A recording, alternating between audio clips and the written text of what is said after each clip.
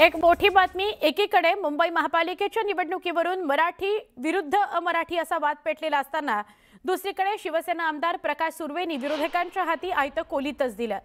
मराठी माझी आई आहे, उत्तर भारत माझी मावशी आहे, आई मेली तरी चालेल मात्र मावशी जगली पाहिजे अशी मुक्ताफळं सुर्वेंनी उधळली।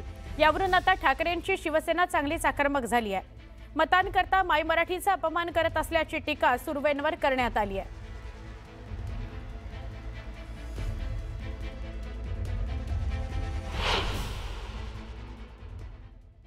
मराठी मेरी मातृभूमि मेरी माँ है तो उत्तर भारत मेरी मौसी है। और एक बार माँ मर गई तो चलेगा लेकिन मौसी मरना नहीं चाहिए क्योंकि मौसी ज्यादा प्यार करती है। तो माँ से ज्यादा प्यार आपने मुझे दिया है। मराठी भाषेला माय आता येतानाच ऐकलं तर किती लाचार वक्तव्य केलं। मला माफी मागितली पण माफी मागणं माफ करणं हे माझ्या हातात नाही आहे, हे आपल्या मराठी माणसांच्या हातात आहे। त्याच्यामुळे निवडणुकीतच कळेल त्यांना किती माफ केलं आणि नाही केलं। कुणाचंही वक्तव्य असेल हे आमच्या पक्षातल्या लोकांनी केलं असतं तरी लाजिरवाणं होतं। मी मराठी माणूस आणि बाहेरची लोक तुम्हाला निवडायला आली तर तुम्ही मराठी माणसाला बाजूला टाकणार, मरू दे अशी लोक। हे आपली जुनी म्हण होती, ठीक आहे, पण तुम्ही आत्ता वापरताय ती। दरम्यान या वादानंतर प्रकाश सुर्वे यांनी दिलगिरी व्यक्त केली।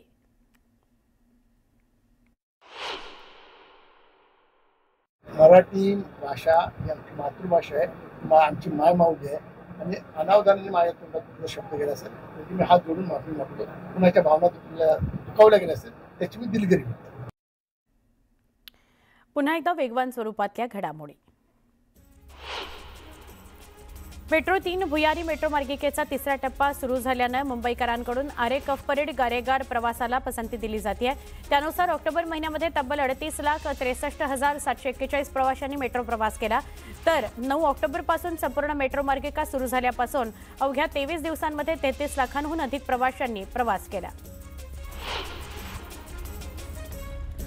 मुंबईच्या छत्रपती शिवाजी महाराज आंतरराष्ट्रीय विमानतळावरील प्रवाशांना 20 नोव्हेंबर रोजी त्यांच्या प्रवासाच्या योजना तपासण्याचा सल्ला देण्यात आलाय, कारण विमानतळाच्या दोन्ही धावपट्ट्या 6 तासांकरता बंद ठेवल्या जाणार आहेत, असं विमानतळ संचालक मुंबई आंतरराष्ट्रीय विमानतळ लिमिटेडनं म्हटलं आहे। दिवाळीमध्ये प्रवाशांनी एसटीला भरभरून प्रतिसाद दिला। छत्रपती संभाजीनगर विभागातून रोज सरासरी 1 लाखापेक्षा अधिक प्रवाशांनी एसटी बसलाच प्राधान्य दिलं। दिवाळीच्या काळातील 12 दिवसांमध्ये तब्बल 13,48,659 प्रवाशांनी एसटी बसनं प्रवास केला। राज्य मार्ग परिवहन महामंडळ आपल्या मालकीच्या जागांवर सौर ऊर्जा हब उभारणार आहे। त्यातून वार्षिक सुमारे 1,000 कोटी रुपये किमतीच्या म्हणजे 300 मेगावॅट वीज निर्मितीचं लक्ष्य आहे। उत्पन्नाच्या या नव्या स्रोतातून एसटीला स्वावलंबी बनवण्याचा उद्देश आहे।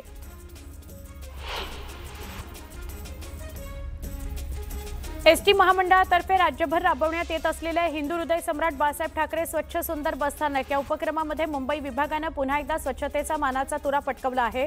दुसऱ्या सर्वेक्षणाच्या निकालानुसार मुंबई विभागातील मुंबई सेंट्रल, दादर, कुर्ला, नेहरू नगर आणि परळ या बसस्थानकांनी प्रादेशिक पातळीवरचं स्थान मिळवलं आहे।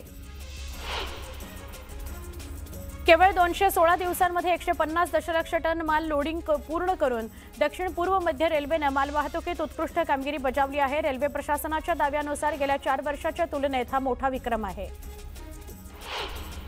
पुणे शहरातील रस्त्यांना पडलेले खड्डे बुजवण्याकरता महापालिकेने ॲप आणलं। अभियंत्यांना कडक शब्दात आदेश दिले तरीही खड्डे कायम आहेत। त्यानंतर आता रस्त्यांवरील खड्डे शोधून ते बुजवण्याकरता पथविभागाने क्षेत्रीय कार्यालयांमधील अभियंत्यांची विशेष पथकं तयार केली आहेत। यंदाच्या 12वी परीक्षेसाठी आता 11 नोव्हेंबरपर्यंत अर्ज भरता येणार आहेत। शिक्षण मंडळाने दिलेल्या मुदतवाढीमुळे हजारो विद्यार्थ्यांना दिलासा मिळाला आहे। तसंच शाळांनी युडायस प्रणालीतून अर्ज भरावेत अशी सूचनाही माध्यमिक आणि उच्च माध्यमिक शिक्षण मंडळाने सगळ्या शाळांना केली आहे। जेईई मेन 2026 या इंजिनिअरिंगच्या प्रवेश परीक्षेमध्ये कॅल्क्युलेटरचा वापर करता येणार नाही असे राष्ट्रीय परीक्षा यंत्रणेने स्पष्ट केले आहे। संगणकाधारित परीक्षेत ऑनस्क्रीन स्टँडर्ड कॅल्क्युलेटर उपलब्ध असेल अशी माहिती पुस्तकात नमूद झाली होती। ही सुविधा जेईई मेन 2026 साठी लागू नाही असं एनटीएच्या एका वरिष्ठ अधिकाऱ्यानं सांगितलं। मुंबईत वरळी पाठोपाठ आता नायगाव बीडीडी वासियांचे घराचं स्वप्न पूर्ण होणार आहे।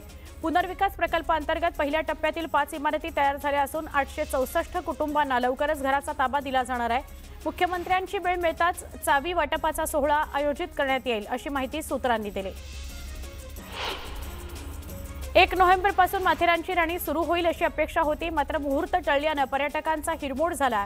4 दिवसांपूर्वी या टॉय ट्रेनची चाचणी घेण्यात आली होती. ही चाचणी यशस्वी होऊनही अद्यापही ट्रेन सुरू झालेली नाही. माथेरानची टॉय ट्रेन प्रत्यक्षात धावणार तरी केव्हा असा प्रश्न पर्यटकांना पडलाय. पोलीस कारवाईमध्ये मृत्युमुखी पडलेल्या रोहित आर्या प्रकरणामध्ये महाराष्ट्र राज्य मानवाधिकार आयोगानं चौकशीचे निर्देश दिले आहेत. आयोगानं या घटनेचा सखोल तपास करण्याकरता विशेष तपास पथकाची नियुक्ती केली आहे. 8 आठवड्यांमध्ये अहवाल सादर करण्याचे निर्देश देण्यात आले आहेत. गुन्हे शाखेनं पवई ओलीस नाट्य प्रकरणामध्ये रोहित आर्याचा एन्काउंटर करणारे सहाय्यक पोलीस निरीक्षक अमोल वाघमारे, जितेंद्र सोनवणे आणि स्टुडिओ मालक मनीष अग्रवाल यांचा जबाब नोंदवला आहे. घटनेदरम्यान रोहित आर्याला समजवणारे अधिकारी, स्टुडिओला भेट दिलेल्या कलाकारांसह तत्कालीन शिक्षण मंत्री दीपक केसरकर यांची चौकशी करून जबाब नोंदवण्यात येणार आहे. 5 महिन्यांनंतर मुंब्रा रेल्वे स्थानकाजवळ झालेल्या अपघातात गुन्हा दाखल करण्यात आलाय. 9 जून 2025ला झालेल्या मुंबई लोकल रेल्वे अपघातामध्ये 4 लोकांचा मृत्यू झाला होता, तर 9 लोक जखमी झाले होते. या अपघाताचा 2 रेल्वे इंजिनियर्सवर ठपका ठेवण्यात आला असून रेल्वे पोलिसांनी गुन्हा दाखल केलेला आहे. कोल्हापुरातील कळंबा कारागृहामध्ये जिवंत काडतूस सापडलेला आहे. यामध्ये मोका प्रकरणात अटक केलेल्या 2 आरोपींना पोलिसांनी अटक केली आहे, तर कारागृहामध्ये काडतूस लपवून ठेवण्याचा उद्देश काय याचा तपास पोलीस करत आहेत. शहापूरच्या चेरपोली परिसरामध्ये दुकानात बसलेल्या वयोवृद्ध महिलेची सोनसाखळी बाईकवरून आलेले चोरटे खेचून पळाले. यावेळी महिलेनं आरडाओरड केल्यानंतर रस्त्यावरून जाणाऱ्या नागरिकांनी या चोरट्यानं पकडलं. यामध्ये एक चोरटा फरार झाला, तर दुसऱ्या चोरट्याला जमावानं चोप देत पोलिसांच्या हवाली केलं. एक महत्त्वाची बातमी आहे. शेर को धमका सकते है, डरा नहीं सकते. या तालुक्याची बदनामी झाली ती तुमच्यामुळेच, अशा शब्दात रणजितसिंह नाईक निंबाळकरांनी रामराजेंना जोरदार टोला लगावलेला आहे. रणजितसिंह नाईक निंबाळकरांनी खुली पत्रकार परिषद घेत आपल्यावर होत असलेले सगळे आरोप फेटाळून लावलेले आहेत. मी कुठलाही गुन्हा केलेला नाही, तर कुणाच्या बापाला मी घाबरत नाही. आम्ही केस केलेला एकही मुकादम फलटणमधील त्या डॉक्टर ताईंना भेटला नव्हता. महिला डॉक्टर आत्महत्या प्रकरणाचं आम्हाला सुद्धा अतीव दुःख आहे, पण चुकीचं काम करत नाही म्हणून तुम्ही माझ्यासोबत आहात असं म्हणत स्वतःचीच पाठ त्यांनी थोपटून घेतलेली आहे.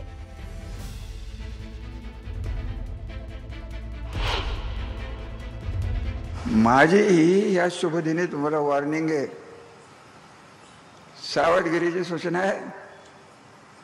कारखाने काय तुमचे संसार उद्ध्वस्त केल्याशिवाय हे लोक राहणार नाही. तुम्ही नेहमी बीडचं नाव घेता. अख्ख्या जगात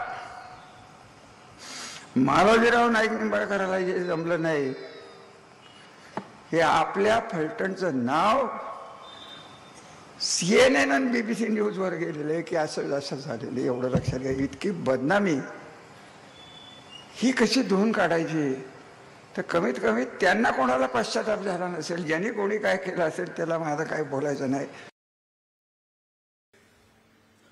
आमदार, विधान परिषदेचे आमदार यांनी सांगितलं तर माझं नाव देऊन जातो. मी आज जाहीर सांगतो, मला तुमच्याबद्दल द्वेष नाही, पण तुम्ही चॅलेंज केलं. हे सांगतो की या तालुक्याची बदनामी झाली ते तुमच्यामुळे झाली आहे. तुम्ही कुणाला धमक्या देता नाव घ्या म्हणून? कुणाला धमक्या देता तुम्ही नाव घ्या म्हणून? अरे शेर को धमका सकते, डरा नहीं सकते.